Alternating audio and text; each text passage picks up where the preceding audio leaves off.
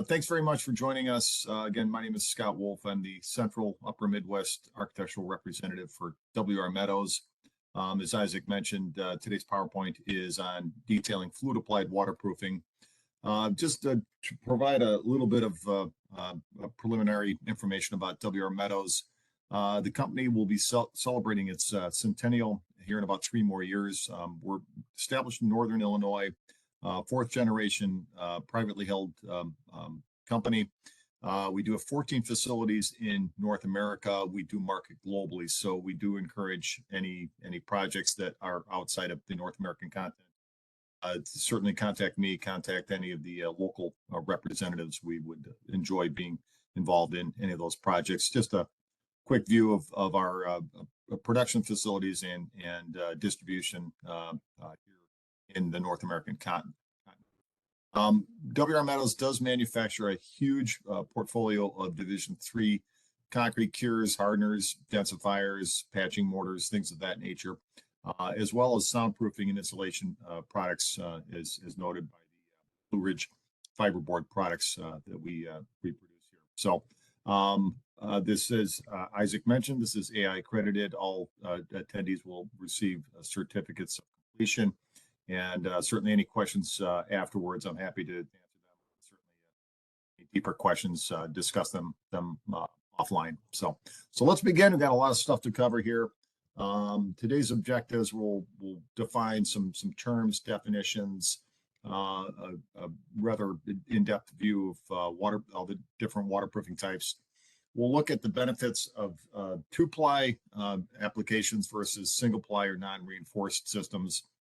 We'll also look at correct flashings of penetrations, the transitional areas, below grade to above grade connections, which are very, very important. These are some of my pet peeves, as it turns out, and dissimilar material transitions, curbs, etc., and termination detailing, as well as manufacturers' references of NRCA guidelines.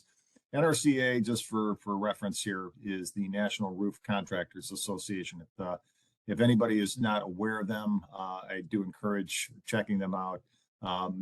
All manufacturers of waterproofing products largely use NRCA as the template for all of their details. So if anybody wonders how we arrive at our details, all roads basically run back to NRCA. So keep that in mind. So to begin with, we discuss historical references. Waterproofing really had its genesis through the use of tree sap or bitumen, as it turns out. Earliest waterproofing was basically derived from natural sources. Peat bogs, as time progressed, it was revealed that there was asphaltic bitumen in decayed, organic material. The earliest fluid applied waterproofing was used as wood preservatives, as well as for manufacture of boats and tool manufacturing. As we progressed into the latter half of the 19th and early 20th century, we get into the modern fluid applied waterproofing. The modern fluid applied, at least as far as today is concerned, this is just a quick snapshot of really sort of the most current and leading edge waterproofing. The hot fluid applied rubberized asphalt has been around and successfully used, for probably in excess of 60 years. This is the hot rubberized asphalt, the SBS, or styrene butadiene styrene, in the form of 215 mil 2-ply reinforced. There are also cold fluid applieds, largely in the category of an STPE, which is an acronym that stands for silyl terminated polyether. And these two are also in a 2-ply application. Really, the best waterproofings are always going to be ideally in a 2-ply reinforced application. We'll go into more of that as we move on. But certainly, in some instances, we can see both the hot and the cold fluid applied used in single ply, where maybe budget might be a constraint on project development. And then we get into these polymethyl methacrylates. If anybody's familiar with them, They're largely referred to by, again, their acronym PMMAs. And these are typically also a reinforced system. And then we have also the perhaps more recent polyurethane methyl methacrylate. It too is also an 80 mil, as we see here. The difference really between PUMA or PUMA and PMMA is that they're virtually the same chemistry and the same technology. The latter, the PUMA, is simply PMMA with the addition of polyurethane added to it. And I'll circle back on this, but the benefit of the PUMA or the PUMA is that it exhibits greater flexibility at colder temperatures. That's really largely the biggest difference. The other aspect or benefit of PUMA is that it does not require field reinforcement. PMMAs typically do require field reinforcement. However, PUMA will require a reinforcement fabric at transitions or typically changes in plane to ensure that we get the same uniformity of 80 mils application at that sharp inside corner, outside corner. So definitions and industry references. Excuse me. Okay, saw the pop up here. So waterproofing. What is waterproofing? Simply water-resistant membrane or material used in the presence of hydrostatic pressure. Damp proofing is any water-resistant membrane or material used in the absence of hydrostatic pressure. This is what we talk about in some of our other waterproofing PowerPoints, but that's really the basic difference of when I need to use waterproofing versus damp proofing.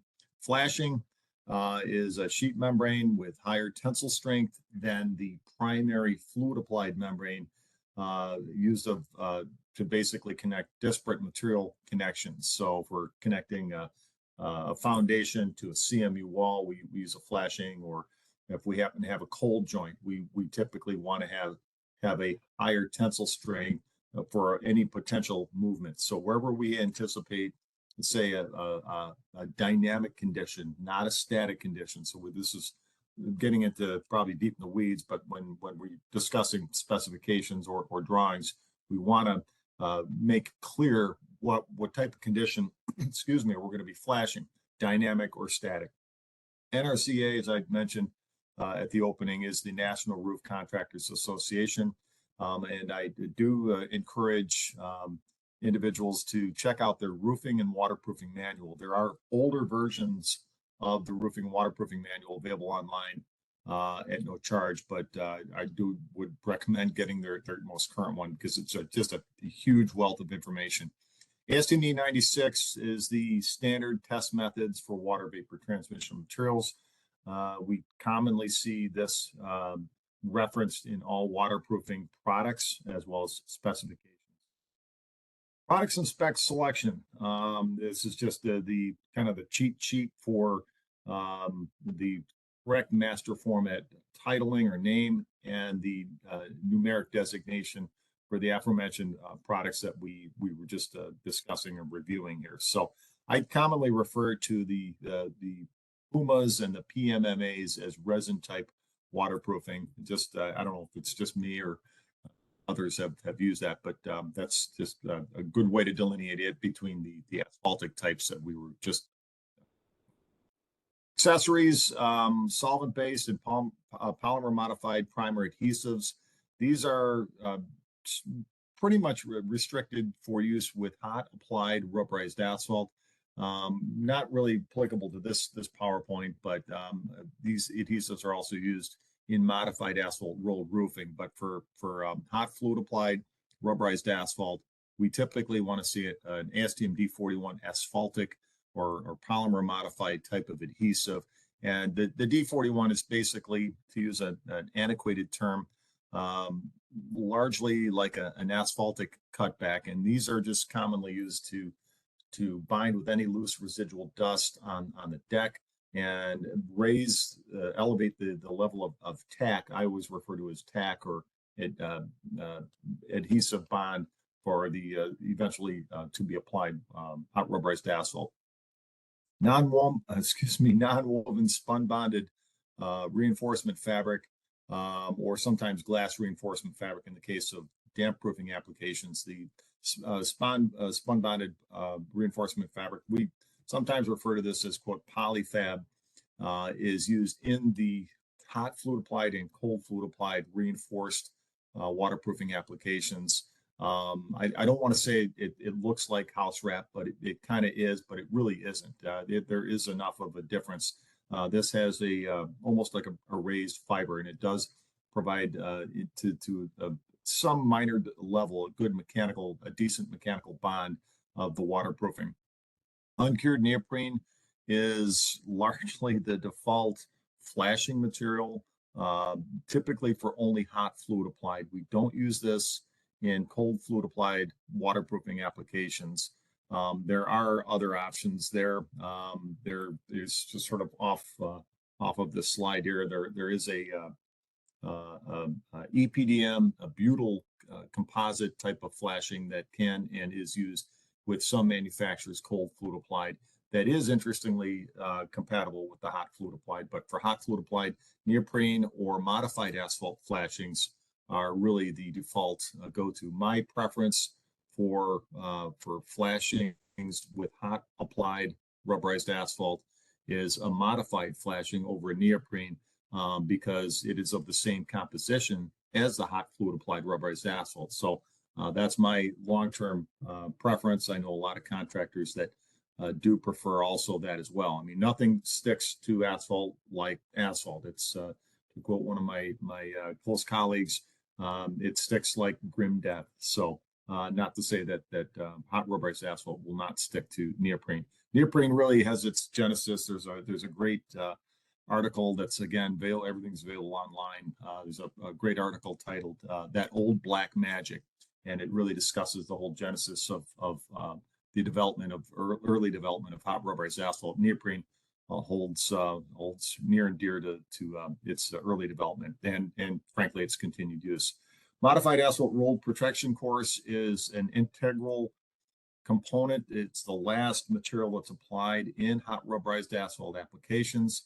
Just as its name implies, it is there to protect the softer, more easily damaged, I don't want to call it fragile, but it basically facilitates the ability to cover and protect the membrane and allow the workers to basically walk on the membrane without much fear of damaging. Of course, if somebody is really determined, they were dropping claw hammers, they could damage just about anything, I would say, with exception to perhaps maybe the Pumas and PMMAs, which are of course, we're talking about cost differences of maybe 2 to 2.25%, 2.5% more cost for the PMMAs and Pumas over the hot rubberized asphalt. But my default best waterproofing, I'm a big fan of hot rubberized asphalt. And then third-party expansion joints. These are used to basically, if we have a new building that's basically having to tie into a pre-existing building, or if we have just a brand new project that happens to have hundreds and hundreds of feet, we may have to break sections of the building and pull in a third-party expansion joint that can be and is set into the either cold fluid applied or hot fluid applied waterproofing. A quick side note, cold fluid applied waterproofing membranes largely do not require primers. However, some conditions may warrant their use, but those instances are so far and few, I wouldn't really get caught up, but always check with the manufacturers, technical representatives, and certainly their specs and technical data sheets. So specifications for specifying horizontal applications, waterproofing versus vertical. Horizontal typically defaults to a 2-ply, referred to as a high build, and these are, again, as I touched on, a fabric reinforced. I really don't like to specify single ply, but again, sometimes there's a competition thing going on, or again, budget might rear its ugly head and warrant. We're just trying to trim budget wherever we can. Vertical applications, I'd say, in italics here, mostly can be specified as single ply.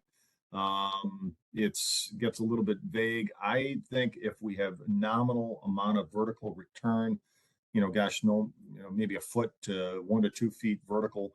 It's best to continue and have continuity of having doing a 2-ply on the horizontal. We might as well do it vertically. I've worked on projects where the owner and the architect, they basically wanted the best possible waterproofing, and we've performed hot fluid applied on vertical surfaces going up as much as 10 to 12 feet.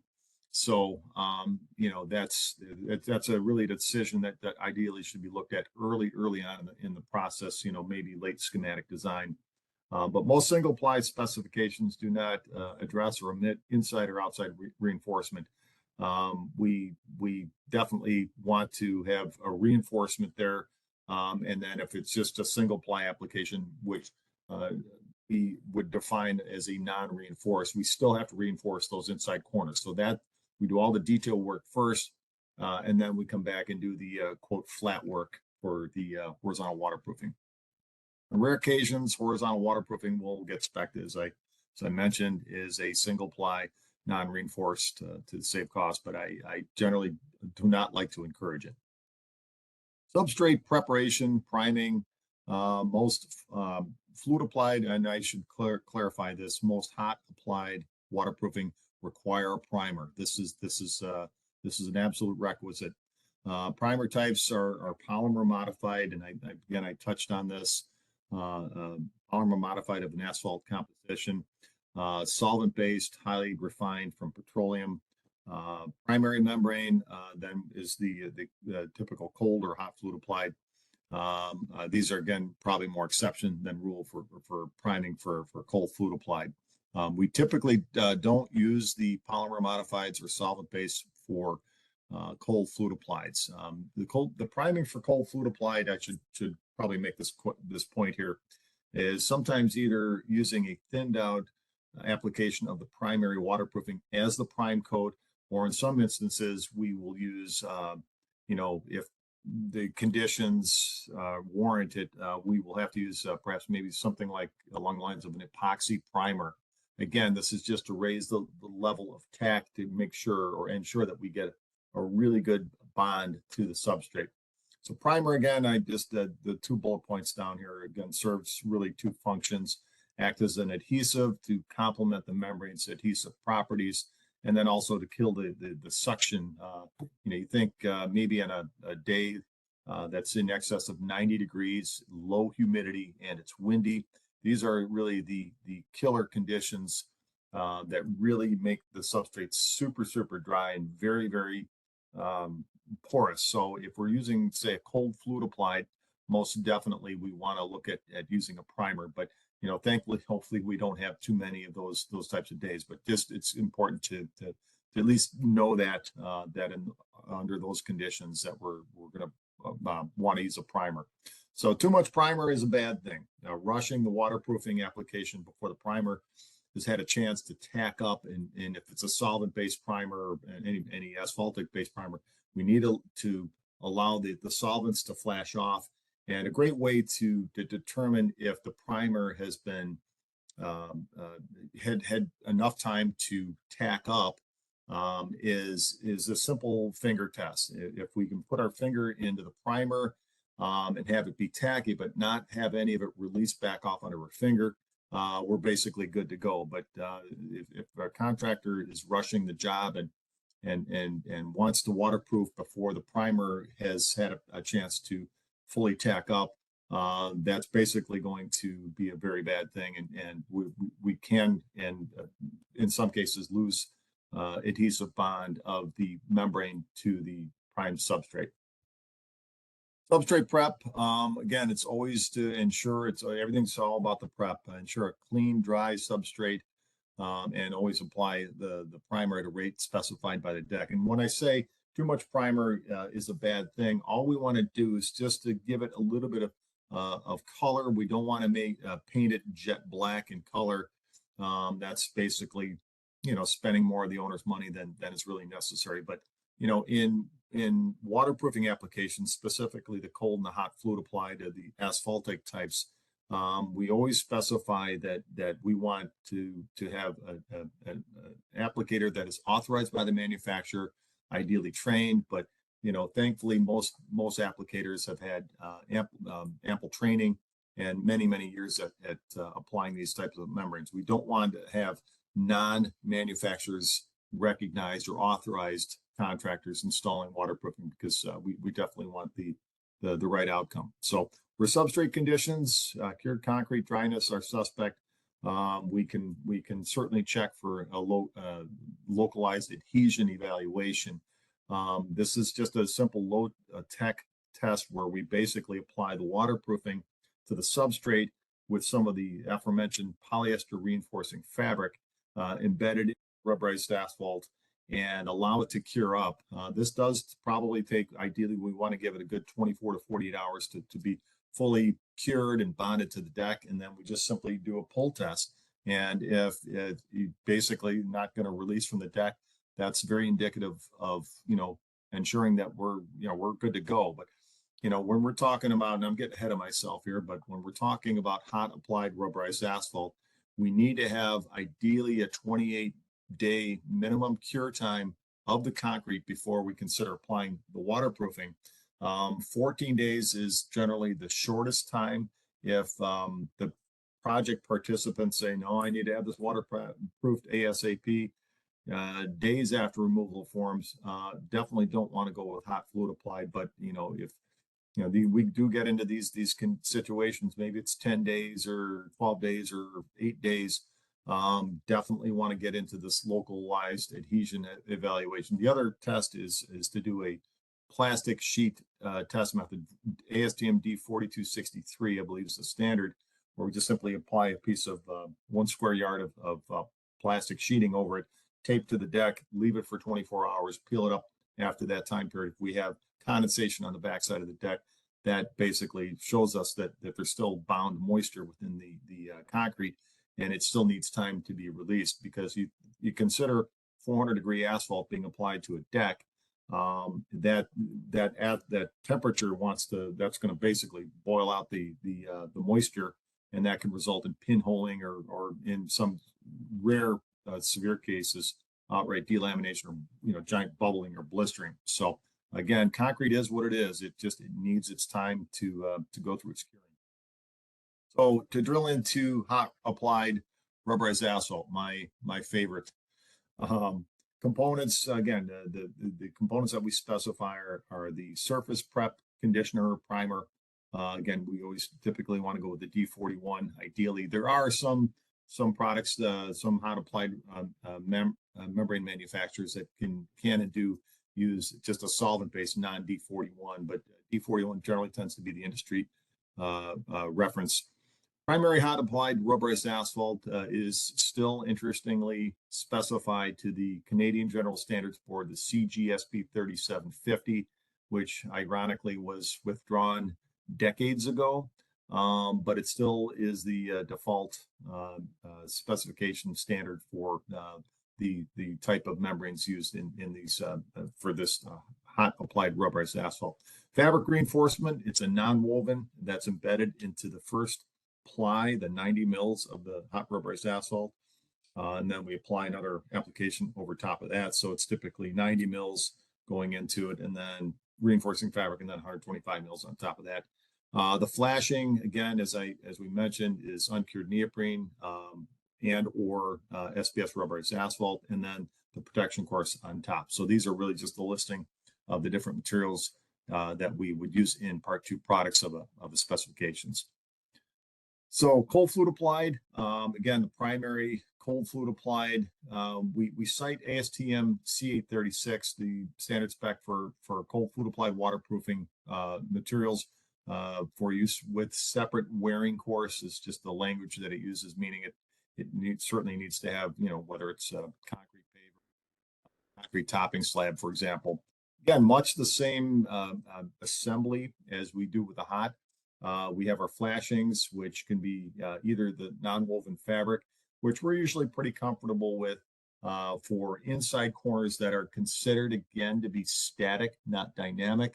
I generally like to be a little bit more cautious when I I consider these. I generally, whether they're static or dynamic, I tend to prefer, again, an SBS modified asphalt sheet or a neoprene for those types of conditions. But many of us manufacturers are okay with the non-woven reinforcement fabric for use in certain conditions.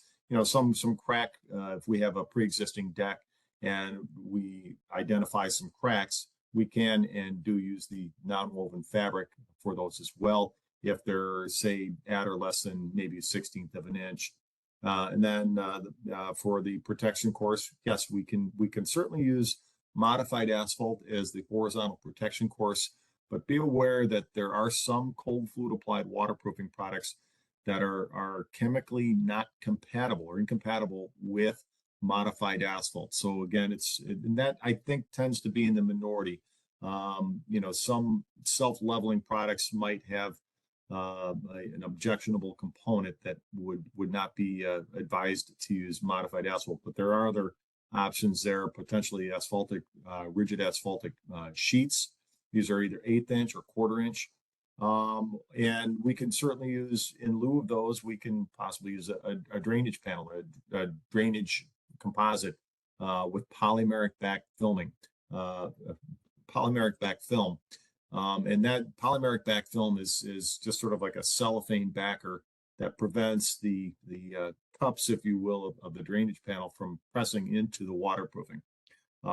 Priming is system, product, or manufacturer dependent. So again, check with the manufacturer. The hot fluid applied absolutely must have priming. Cold fluid applied is probably more exception than rule when it comes to cold fluid applied waterproofing. 2-ply versus single ply. Again, I always give too much information at the top of the program, but 2-ply, I think, should always be the default go-to for any type of cold or hot applied waterproofing. The reinforcement fabric that's embedded between the two plies of the hot rubberized asphalt helps to improve and resist pinhole occurrence. It also provides more robust application, damage resistance. Again, I'm always when I get into discussions of single ply versus 2-ply, especially on horizontal applications, I always cite the ubiquitous thing called gravity. We got trades folk walking all over these things. They've got their tool belt and maybe a tool falls off, or they're taking some 2-by material and they drop it on the waterproofing. We just want to have more robust application. And also, this is definitely a big consideration. It also helps facilitate a longer warranty schedule. So single plies, I think maybe we might be able to warrant up to 10 years. I think 5 years might be perhaps more conceivable, but definitely with a 20-year warranty, we're definitely going to have a 2-ply for sure. Single ply, non-reinforced, lower pinholing resistance, naturally sort of the inverse of the points we just made here, less damage resistance, potentially reduce warranty coverage. And again, I mentioned Puma and PMMAs generally, Puma does not require field reinforcement. There's also another category that has been around for some time called polyurea. I did discuss at the top, but these are also very, very robust systems. And the polyureas, interestingly, are spray applied, whereas the Pumas and the PMMAs are simply manufactured and squeegeed into place. So everything starts with a foundation, and here's where we get into the potential, pardon the expression, dust ups here. Concrete consolidation is so important. I cannot express this enough, and maybe I'm preaching to the choir here, but consolidation, i.e., vibrating, is so important, as well as naturally the correct water to cement ratio. I venture that half the folks on the call on this PowerPoint today have seen concretes, maybe in their homes and their driveways or their garages, like mine, where there's a lot of spalling, and that again is to me, indicative of poor consolidation and certainly poor, incorrect water to cement ratio. Obviously, hopefully we know that lower water to cement is going to provide a much stronger, a more durable concrete than the inverse of that. So higher water. Hence, an article I was reading recently from Building Science Corporation that said we never want to refer to concrete as a pouring concrete because that suggests higher water to cement ratio. We always want to consider casting or placing of concrete. So just something to keep in mind. Smooth, dry, clean. We want to make sure that we have a smooth, dry, clean substrate for the waterproofing to be applied to. No bug holes, pock marks, form release oils, no exposed aggregate, obviously, especially at the footing. And this is something that this is really the probably if anybody comes away from this PowerPoint remembering one thing, it's something that I think us manufacturers probably need to get a little bit more handle on. How far down do we want to take the waterproofing? Ensure that there's ample space adjacent to the footing. If we want to protect the waterproofing from the vertical stem wall to the shoulder of the footing and then that vertical face of the footing, we want to and should always accommodate an ample enough space. I think it seems that 3 feet seems to be the minimum magic number to allow a contractor, a worker, to get in and apply that membrane down to that vertical face. A recent discussion with one of my sales manager colleagues was, well, if we're not waterproofing underneath the building, if we're not doing a blind side underneath it, how then truly important is it that we cover that vertical face of the footing when we don't have protection? It's a valid, great point, but as we all know, the structure of a building takes precedence over virtually all other considerations. That's the most critical, most important. That we want to protect the structure, as much of the structure as is possible, and from my perspective, covering all the way down to the base of the footing is really critical. But this is where problems exist. I've seen and been involved in discussions where with our sales organization that the concrete contractor might have as they were finishing their casting and the concrete coming out of the truck, some overage or overspill.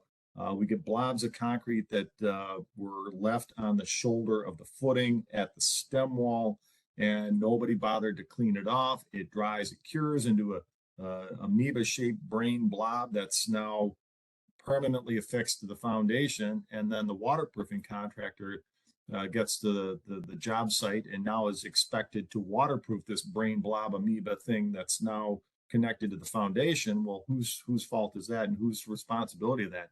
We've been asked, our subcontractors have been asked, well, that's your problem. You got to waterproof that in no uncertain terms, as directed by the GC. So the point to this is that this is information that probably should be clarified in the concrete specification, that the concrete surface should have per se ACI guidelines. There are different levels, class A, B, or C, or D finishes, and the higher up of the closer to class A provides a very viable surface, clean and uniform homogeneous surface to apply the waterproofing to. As we get to a class C and class D, it's going to be pretty rough and almost impossible, I dare say, to apply a waterproofing, much less, again, if we have conditions that look like this. So this is really important information, and I think it's something that frankly has fallen through the proverbial cracks in specifications, and certainly corresponding language in the on the drawing set. So something to keep in mind. Wide excavation, very, very important. Manufacturer details typically cover all the way down to the footing down to grade. Some maybe just cover the horizontal shoulder. The bottom line is manufacturers of waterproofing will warrant their waterproofing as far to the extent that they're applied to. If it stops at the shoulder, that's the extent of the material warranty. So anyway, just enough on this subject, but it is some good discussion points to be had. Ideally, again, early on in design. I always like to suggest light schematics. Crack detailing. I touched on this a little bit ago, but non-moving cracks, gosh, 1/16 to an eighth of an inch, are easily and amply reinforced using the non-woven fabric that we use for fabric reinforced cold and hot fluid applied waterproofing. We typically use a 6-inch section centered over the crack. Whether we're using a cold or a hot fluid applied, we would typically want to see like an 8 or a 10-inch wide band of the membrane, just so that we ensure that we have full fabric engagement into that membrane. And then once we've done all that, the crack remediation, all of our curb upturn, all of our transitions, we do all this detail work ahead of time, and then we come back in and do our applied applications. Again, flashing types, this probably just talking more about what we just reviewed earlier. They're used at inside and outside corners, dissimilar material connections, penetrations. Flashings are produced in a number of composition types. Fiberglass tapes, I don't really necessarily see used with hot fluid applied or cold fluid applied. I think these generally tend to be used largely with damp proofing. Damp proofing is something that I think is the redheaded stepchild, and sadly, I don't know.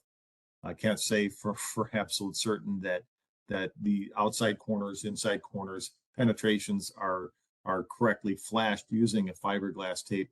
Of course, a lot of my early history, work history, was involved in residential construction, and its damp proofing was just simply painted on the foundation, with no detailing done at these transitions, just hoping that the damp proofing is sufficient to accommodate any differential movement. So there are also 60 to 65 mil SPS rubberized asphalt, self-adhering flashings that can and are used to flash penetrations, these inside corners, and they do definitely make quick work of it, and certainly are a great option.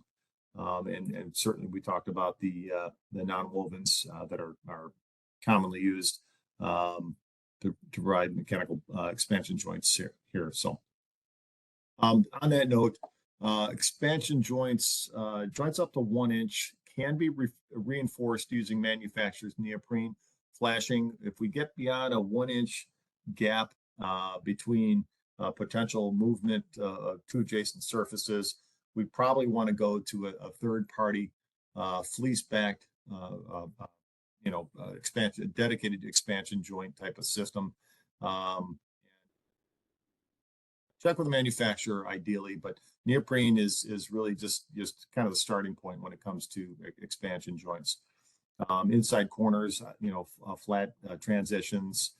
Sometimes we get multiple plane connections coming together, and definitely when we encounter these, we definitely engage with the industry third-party manufacturers of these fleece backed or these winged type flash expansion joint systems, where we just simply embed the waterproofing. The fleece back is not too dissimilar to some of the mechanically bonded blindside waterproofing sheet systems, because we perform that mechanical bond with the fleece much as we do with a blindside. So, but yeah, like I say, sometimes we have an inside corner or we have a T intersection, and these are generally going to be engineered by these expansion joint companies, and so these certainly have to be incorporated into the project, and there will be certainly a lead time, so they will have to be engineered, and that obviously is something that's going to add time and cost to the project. So just some great examples. There are endless examples of these online and on these manufacturers' websites, but these are pretty remarkable systems. Curbs, again, just a good example. We reinforced the inside corner. Again, if this is a monolithic pour, absolutely the non-woven, spun bonded polyolefin fabric is plenty sufficient to reinforce that inside corner. And again, just like the Puma systems, we're reinforcing these inside corners just as a way and a means to ensure that that sharp apex, that inside corner, is going to have the correct minimum build thickness. If we specify a 215 mil two-ply reinforced waterproofing, we obviously have 215 mils on the horizontal, but we want to make sure that we're maintaining that through that transition, through that inside corner, that change in plane, if you will. So that's the rationale behind that. Termination. So once we apply our waterproofing, our fluid applied, we must mechanically fasten the top leading edge of that now protected with the protection course waterproofing through a termination bar. These are typically aluminum, and they're fastened roughly about every 8 inches on center. And then the little cant, or the little kick out, the little bent piece at the top of that term bar, is then the reservoir to receive the termination sealant. So we have a good, positive, solid stop gate for any water to get down behind the waterproofing. The other possible option for terminating a waterproofing, and manufacturers will typically support this, is terminating it into what's referred to as a reglet or a saw cut. Reglet's usually the term that we see. It cut into the concrete. So we just basically terminate the fluid applied, the single ply or reinforced system with the protection course into that saw cut, and then again we'll finish that detail with the manufacturer's termination sealant to basically again provide a good watertight seal at that termination. Term bars and reglets again are just widely accepted, and this just another section. A lot of these details are also are taken from the NRCA roofing waterproofing manual. So again, it's just a great wealth of information here. And then certainly on horizontal termination, this is a good, interesting point. Sometimes we encounter horizontal deck that some area we're going to leave, one area we're going to leave the pre-existing waterproofing. It's determined by all parties to be in decent repair, but we need to waterproof an adjacent area. From a warranty perspective and an obligation and who owns what, we typically do use a reglet, or again a saw cut into the deck. So we would basically, I think I got a slide. Well, anyway, so we waterproof, we terminate our new waterproofing into a reglet, and then we take a 24-inch wide band of the waterproofing, apply 12 inches over the pre-existing waterproofing, and then 12 inches of this cap over the new waterproofing. But the saw cut is basically to show where the new waterproofing terminates, and that's the end or the extent of that warranted systems manufacturer's obligation to warrant that system. So we know where our waterproofing ends and then the pre-existing area begins, or if we're just terminating into an exposed concrete, as we see here on the right-hand side. So as far as the vertical minimum height, again, NRCA advises to have a minimum 8-inch vertical termination. And again, this is just to prevent, if we have any potential for high water conditions or snow buildup in areas like that, we want to make sure that we pull the waterproofing up a minimum 8 inches. Now, this is NRCA guidelines. If a code official isn't taking a hard position, we can and have accommodated, lower terminations. Again, I'm thinking, patio, a plaza deck, a multi-family building where we have patio doors and we have a hot fluid applied waterproofing on the deck, and we have pedestals which are roughly 2 inches in thickness, and they're sitting on tabs, for example. And gosh, we only can terminate the waterproofing because we have the curb leading to the patio sliding doors that are maybe 3 or 4 inches above the deck. Yeah, that's fine, and we can terminate that again either into a reglet, or if we can have the ability to turn into a term bar, that's fine. But or we just run it underneath the patio door again into a reglet into the deck. Again, manufacturers will warrant wherever their waterproofing is going. But again, always check with the code official, or check, start with NRCA, and if the code official isn't taking a hard position, and terminate it as is needed per job conditions. So, in how to apply rubberized asphalt. Again, this is something really also important. Sometimes specifiers or architects will draw a cant. A cant is a cant strip, which we commonly use in roofing applications to ease the transition from horizontal to vertical. So it makes an easier transition. Typically, sheet applied membranes generally don't like to be bent into a 90-degree corner. As I say that, we have no problem using our modified protection course, because we already have our waterproofing. The modified protection course, again, is simply a protective measure. Before we apply the protection course, if we have 2 plies of waterproofing, we are already waterproof at that point. The protection course simply provides protection, but cant strips are used in roofing applications, not necessarily in waterproofing. So cants it should not be drawn to that inside corner. They're just simply not necessary, and all hot applied waterproofing manufacturers do not have them in their details. Only if we're having an exposed roof condition where the membrane is the roofing, and we're not putting a plaza deck with pavers, or we're not putting a roofing slab for a garage deck, for example. We don't need to, in those applications, we don't need to use a cant. So just something to keep in mind as well. Anyway, moving on. So I think something went wrong here. New to pre-existing conditions. Yes, here we are. Okay. I already talked about this, but again, if we have a new to pre-existing waterproofing connection, this is what I was alluding to. And so we terminate the new system into the reglet cut in the deck, and then we apply a 24-inch wide cap or a band, 12 inches onto each of the adjacent systems here. So basically delineate where one warranty ends and the pre-existing system picks up. Air barrier tie-in, cold fluid applied to, or hot fluid applied rubberized asphalt to air barrier connection.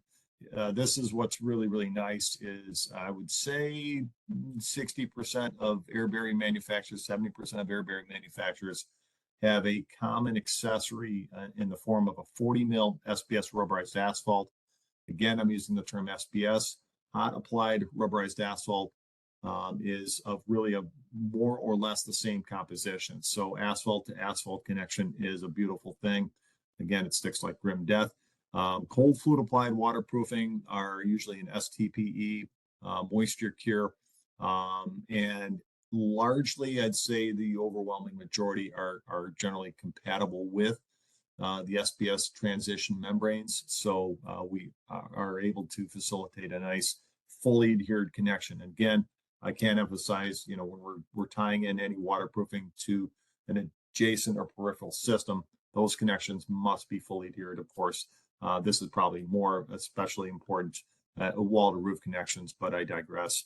But there are other options out there. There are some manufacturers that make acrylic membranes. I would not really sure what the compatibility. I don't anticipate any problems there with cold fluid applied. If it's a cold fluid applied, I think the acrylics would be definitely acrylic sheet transition membranes would be certainly a decent option. There are also self-adhering butyl transition membranes that I don't anticipate there being any problem overlapping onto a cold fluid applied or potentially hot fluid applied. What we don't want to really apply onto is if we have our protection course, which is usually a sand finish. We're not going to get a very good adhesive bond over an aggregated surface. So, but this is largely a pretty straightforward detail. Pipe penetrations. again, I defer to NRCA guidelines, and this is really wishful thinking, but NRCA advises to have a minimum 12-inch offset from one pipe penetration to the next. And the reason for that simply is to facilitate ease of getting all of the materials, the flashings detailed correctly. Again, this probably is remedial, I suspect, for most everybody viewing this, but we do a finger flash onto the adjacent substrate and then wrap minimum 3 inches of the flashing onto the pipe penetration. But I realize that the 12-inch offset is just not realistic. In some cases, we have inches or we have pipes clustered, literally touching each other. In those instances, gosh, I'd probably suggest putting a vault around a cluster of pipe penetrations. That way, again, we're just left with detailing right angles, which is far easier than expecting to put some heavy-bodied mastic, or in some instances, the manufacturer's cold fluid applied waterproofing around those pipe penetrations. But again, my deep thinking of this is if we have two pipes that are virtually touching each other and a manufacturer accepts what we generically refer to as a pitch pan detail, where we just simply apply heavy-bodied waterproofing, cold fluid applied waterproofing or mastic around those pipes, are we guaranteed that where the pipes are actually physically touching, that we're going to have an airtight, watertight, vapor-tight seal? That's a big guess, and I don't think I would necessarily believe that would be so.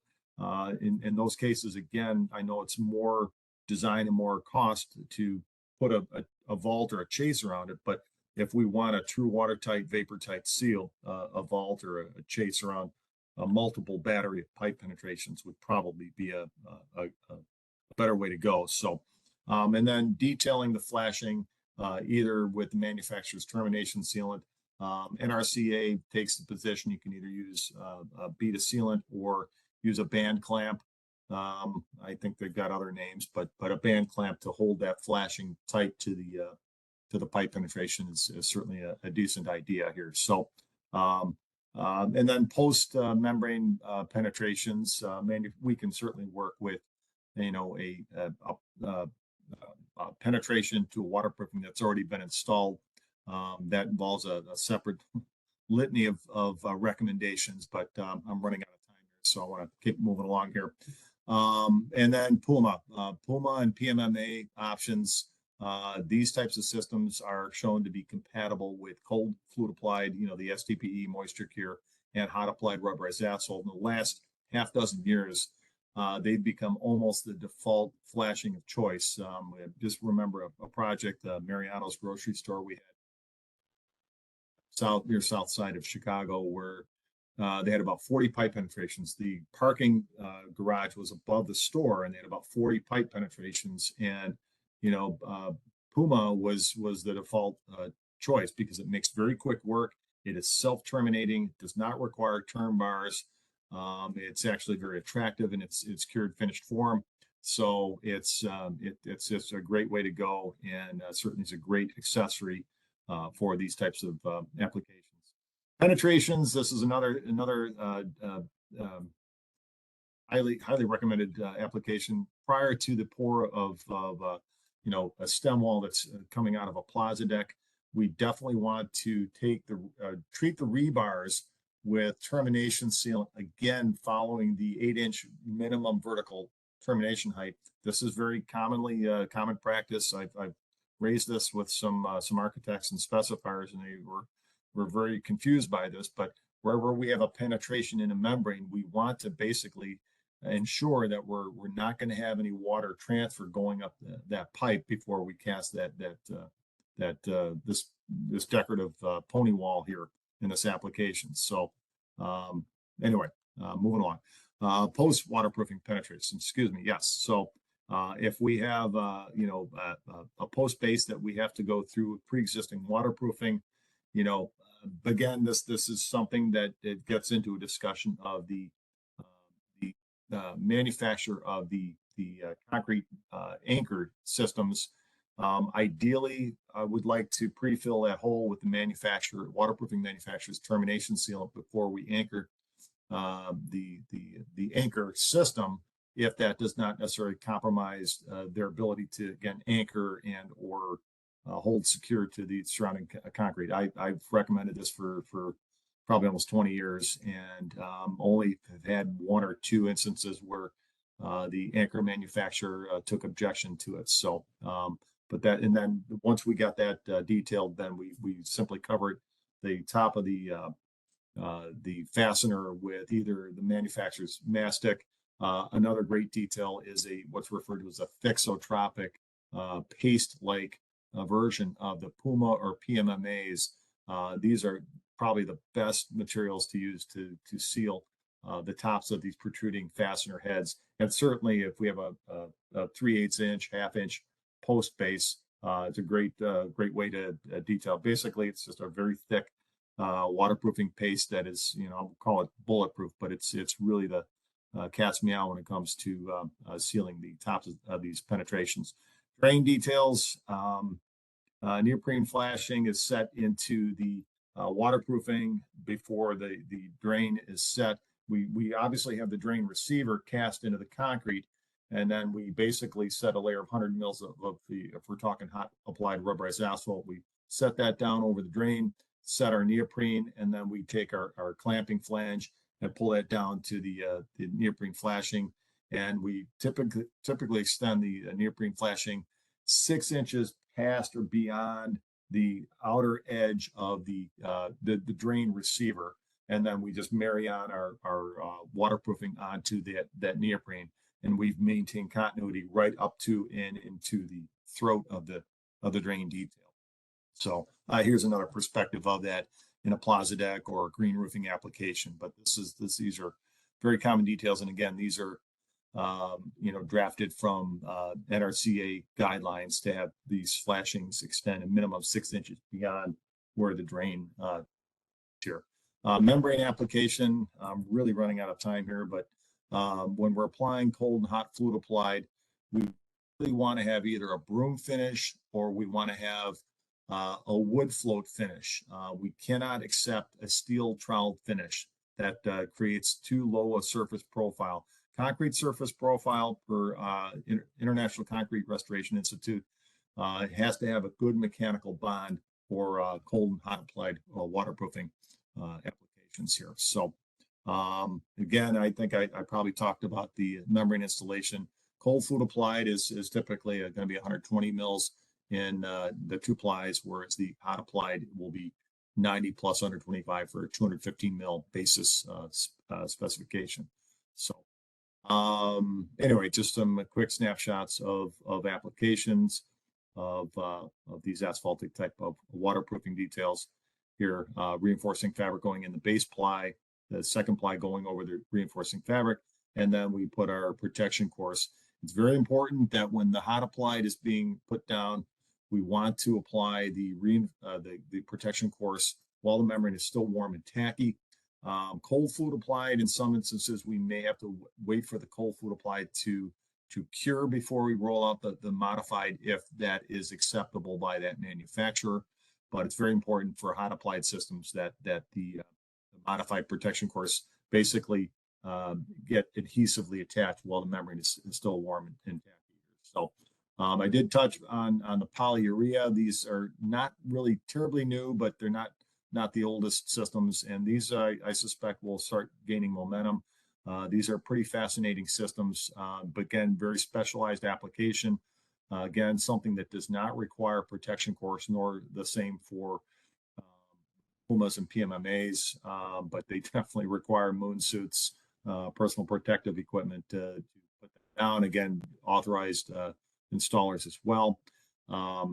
That's about it. I think I'm probably running out of time here. And the last quick step for any waterproofing is to do a membrane integrity test, either a flood test or a leak detection test here. So we want to make sure that the system works before we apply all of our overburden. The electronic leak detection is far and away probably most often used now these days because of how quickly it can be tested, whereas the flood testing requires at least 24 hours, 2-inch head of water. We have to block all the drains and scuppers, whereas here we just need a simple thin film of water with the technician to just traverse the deck to find any breaches in the membrane with a low voltage current applied to the top conductive water, thin water application here. So anyway, we've covered virtually everything here. At least I hope we have. Terms, definitions, cold applied, hot fluid applied speed at which they're installed, cold weather capability. Cold, hot applied are capable of being applied in almost limitless weather conditions, no minimum temperature.